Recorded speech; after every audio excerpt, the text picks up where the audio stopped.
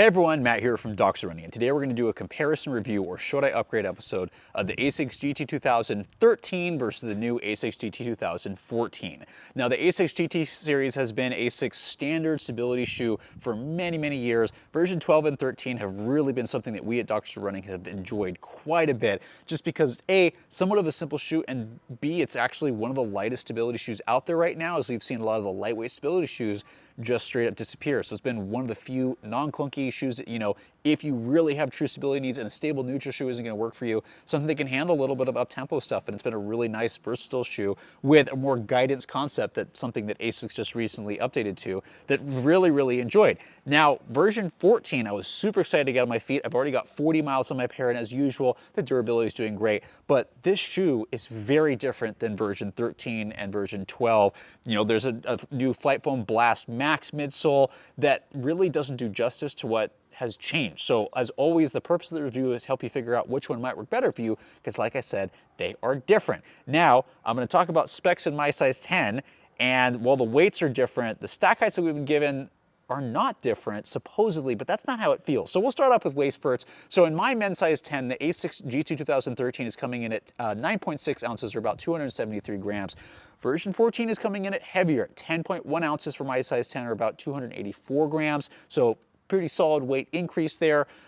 The stack heights are supposedly the same, coming in at 36.5 in the heel and about 28.5 in the forefoot for a 8mm drop, and a millimeter lower in the women's version for the same amount of stuff. So that's not what it feels like. It really feels like, and you can see this, and part of this is the taller stack, the sidewalls in the GT2014, but the GT2014 feels much softer and much higher stack height. Now, not that much higher, maybe like a millimeter, 2mm more, but it's more shoe, and you can see that because there's more weight, but it's also the Flight Foam Blast Max that gives it initially a softer ride, and it firms out just a little bit. But the old version was using Pure Gel and Flight Foam Blast Plus, which wasn't the softest shoe, and we really like this because it wasn't a max shoe, it wasn't super soft on foot, it had some snappiness to it, there was still some flexibility in the midsole once things broke in, and the durability was really great. Version 14 in the ride changes that with Flight Foam Blast Max Plus, where the ride actually is stiffer, so there's less forefoot flexibility, and some people are going to like that, some people are not.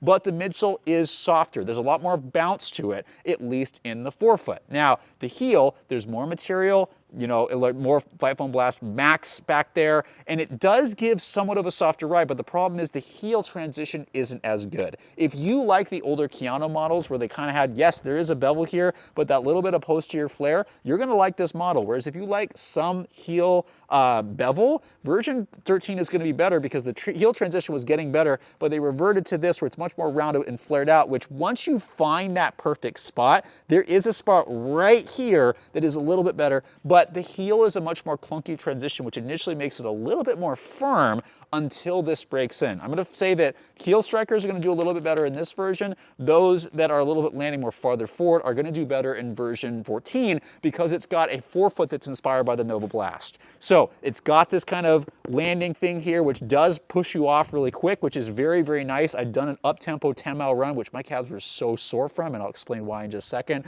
But there's more bounce to the midsole with this shoe, but the heel transition is not as smooth. And I'd say this shoe is stiffer, a little bit clunkier heel, but version 13 is going to be smoother heel transition, a little bit more flexibility. So different rides, a little bit firmer, a little bit softer when the Flight Foam Blast Max actually breaks in. It's still not the softest shoe out there, and it's definitely not on the level that the Nova Blast series is on. I know a lot of people are like, oh, Flight Foam Blast Max is supposed to be super soft. I haven't found it to be that, but it is a little bit softer than the Blast Plus. So ride-wise, still can pick up the pace a little bit, but that additional weight is noticeable. While version 13, I was able to pick up the pace quite a bit in. It's not the lightest shoe out there, but it can still do a decent job for a trainer. Version 14 is not as quick. It's just because there's more shoe, the heel's a little clunkier. Can it still do some up-tempo stuff? Yes, but if you want a little bit more versatility, 13 is going to be better. If you want more of that longer run effort, a little more cushion feel underfoot, version 14 is going to be better. But in terms of stability, that's where 14 is going to be a lot better. So version 13 was interesting because it was kind of like in that guided concept. It wasn't the most aggressive stability, and people that needed more probably were going to need to go to the Keanu. This has really switched places where I feel like the Keanu is the more like almost kind of responsive one now, and this one is actually the more aggressive stability option.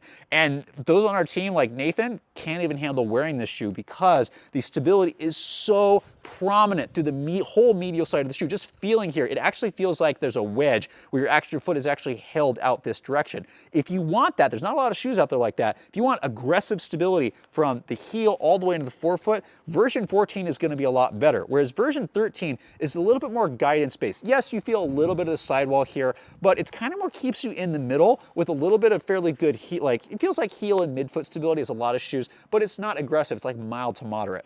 Version 14 is like moderate to high. It's aggressive. You're gonna get pushed lateral. If you have any lateral sensitivities, this is not a shoe for you. Even though there is a lateral sidewall, that big medial sidewall and the way the geometry is set up is gonna make it work a lot better for those with more higher stability needs.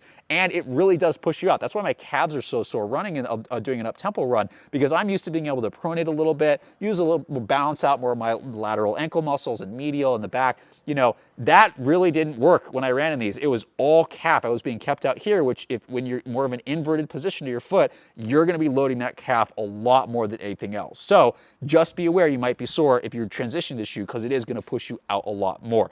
That said, once I've gotten past that heel clunkiness, I actually like that because there's not a lot of shoes on the market that are this stable or provide stability from the heel all the way to forefoot. And I'm standing in the opposite ones and I can feel it. So if that's something you want a little more aggressive stability on the medial side, 14 is going to be the best option for you. If you don't want that, you want a little more guidance, version 13 is going to be the better option. Finally, upper fit. Version 14 got a little bit wider. Version 13 and 12 have just been a tiny bit snug, and the uppers open up really well. I have 100 miles on this pair, and it's done really well, and it opened up and adapted, but it was a little bit more snug. Version 14 goes back to more of that traditional, hey, normal width fit, a little bit more room in the toe box. Not a super high volume. I can still feel the upper pushing on me a little bit, but it does stretch a little bit. So this one, slightly more snug. This one gets a little bit more room if you need those things, and still a fairly plush upper, and I would say a little bit more material through this version, but outside of that, fairly similar. Finally, durability. These are both doing awesome.